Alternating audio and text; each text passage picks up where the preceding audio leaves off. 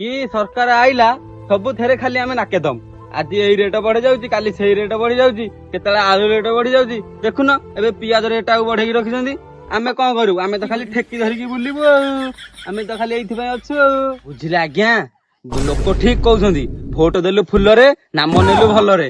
ଆମେ ତ ଖାଲି ଠେକି ଧରିକି ବୁଲିବୁ ଆଉ। ବିଜେପି ସରକାରରେ ଯେତେ ସବୁ ଗରିବ ଗଛ ଦେଇ ଦେଇ ମରିବ। ମୁଁ ତ ଖାଲି ଠେକି ଧରିକି ବୁଲିଲି ଆଉ। ଆଜ୍ଞା ଖାଇଗଲେ ଖଣି ଆଉ ପାଣି ସବୁ କିଛି ଖାଇଗଲେ। ମୁଁ ତ ଖାଲି ଠେକି ଧରିକି ବୁଲିଲି ଆଉ। ଆଜ୍ଞା ପିଲାଠୁ ବୁଢା ପର୍ଯ୍ୟନ୍ତ ସମସ୍ତଙ୍କର ଭବିଷ୍ୟତ ଅନ୍ଧାର। ଭାଇ ହଁ ଆମ ବହିରେ ଭୁଲ ଅଛି। ହଁ ଆମେ ଆଉ ପରୀକ୍ଷା ଦବୁ କେମିତି? ପୁଅ ଭୋଟ ଦେଲେ ଫୁଲରେ, ନାମ ନେଲେ ଭଲରେ। ଆମେ ତ ଖାଲି ଠେକି ଧରିକି ବୁଲିଲେ ଆଉ। ଖାଲି ଠେକି ଧରିକି ବୁଲିଲି ଆଉ। ମୁଁ ତ ଖାଲି ଠେକି ଧରିକି ବୁଲିଲି ଆଉ। ହଁ ଆରେ କୁଆ ଯାଇଥିଲୁ? ଯାଇଥିଲି ଦୋକାନକୁ। ଦୋକାନକୁ ଯାଇଥିଲୁ? ହଁ ଏଇ ଠେକି କଣ ରେ? ଚିନି ଆଣିବା ପାଇଁ ଯାଇଥିଲି। ଚିନି ଆଣିବାକୁ ଯାଇଥିଲୁ? ହଁ ଚିନି ଆଣିବାକୁ ଯାଇଥିଲୁ, ଠେକିଟା ଧରିକି ଯାଇଥିଲୁ? ହଁ ତୁ କଣ ଦୋକାନୀ ବାଲା ଦେଲା ନା ତୁ ନେଇକି ଆଇଲୁ? ମୁଁ ଯାଇଥିଲି ଆଣିବା ପାଇଁ ହଁ ହଁ ଯେ ଚିନି ରେଟ ବଢି ଯାଇଛି। ହଁ ଚିନି ରେଟ ବଢି ଯାଇଛି। ଥିଲା 45 ଟଙ୍କା, 45 ଟଙ୍କା। ଆଉ ଏବେ 80 ଟଙ୍କା ହେଇଗଲାଣି। ହଁ ଆଉ 80 ଟଙ୍କା ତ ହେଇଗଲାଣି। ଆଉ ତୁ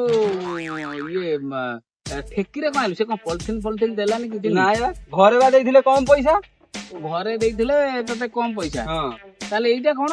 ଏଇଟା ଠେକିଟା। ଠେକିରେ କଣ ଅଛି? ଠେକିରେ ଗୁଡ ଥିଲା। ଗୁଡ ଥିଲା? ହଁ ଏବେ ନାଇଁ? ନାଇଁ ବା ଖାଇଦେଲି। ତୁ ଗୁଡ ଅରା ଖାଇଦେଲୁ? ହଁ ଆରେ ଏତେ ସଂଖ୍ୟାରେ, ମାନେ ଏତେ ଗୁଡ ତୁ ଖାଇଦେଲୁ? ଠେକିଟାକ ଗୁଡ ତୁ ଖାଇଦେଲୁ? ହଁ ଖାଇଦେଲି। କାଇଁ ଖାଇଲୁ? ଘରକୁ କାଇଁ ନେଲୁନୁ? ଆରେ ଘରକୁ ଗଲାକୁ ଘରେ ରାଗ ହେଲେ। ହଁ ଦୋକାନକୁ ଯାଇଥିଲି ଫେରେଇବାକୁ। ହଁ ଦୋକାନୀ ବାଲା କହିଲା ଆଉ ଫେରେଇଲେ ହବନି।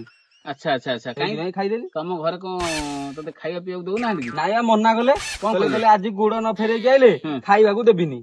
ଓହୋ, ସେଇଥିପାଇଁ ତୁ ଗୁଡ ଅରା ଖାଇଦେଲୁ? ହଁ ଏମିତି କଥା? ହଁ ତାହେଲେ ତୁ ଗୁଡ ତକ ସବୁ ଖାଇଦେଲୁ? ହଁ ତାହେଲେ ଏବେ ଆଉ କଣ କରିବୁ? ଏବେ ଆଉ କଣ କରିବି? ଠେକି ଧରିକି ବୁଲିବି ଆଉ।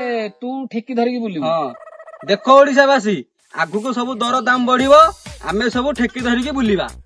ଆଜ୍ଞା ଏ ଭିଡିଓଟା ଦେଖିଲେ ତ ଓଡିଶାବାସୀ, ଆପଣ ମାନେ ଏବେଠୁ ଯଦି ଏ ମିଛୁଆଙ୍କୁ, ଏ ଡହରାକୁ ଏବେଠାରୁ ଯଦି ଆପଣ ସାବଧାନ ନ କରାଇବେ, ସତର୍କ ନ କରାଇବେ, ଜବାବ ନ ମାଗିବେ, ଆଗାମୀ ଦିନରେ ଆମ ଓଡିଶାର ପରିସ୍ଥିତି, ଇଏ ତ ଗଲା ଠେକି ଧରିଲା, ଆପଣ ଥାଳ ଧରିବାକୁ ସେ ଥାଳ ନଥିବ ପାଖରେ, ଗାମୁଛା ଖଣ୍ଡେ ବି ନଥିବ ପାଖରେ। ତେଣୁକରି ଧ୍ୟାନ ଦେବେ, ମନ ଦେବେ, ଆଉ ଏ ଦରଦାମ ଉପରେ ଟିକେ ନଜର ରଖି, ଆଉ ମିଛୁଆଙ୍କୁ, ଦଲାଲ ମାନଙ୍କୁ, ଆଉ ମିଛ ପ୍ରତିଶ୍ରୁତି ଦେଇଥିବା ନେତା ମାନଙ୍କୁ ଉଚିତ ଜବାବ ମାଗିବେ।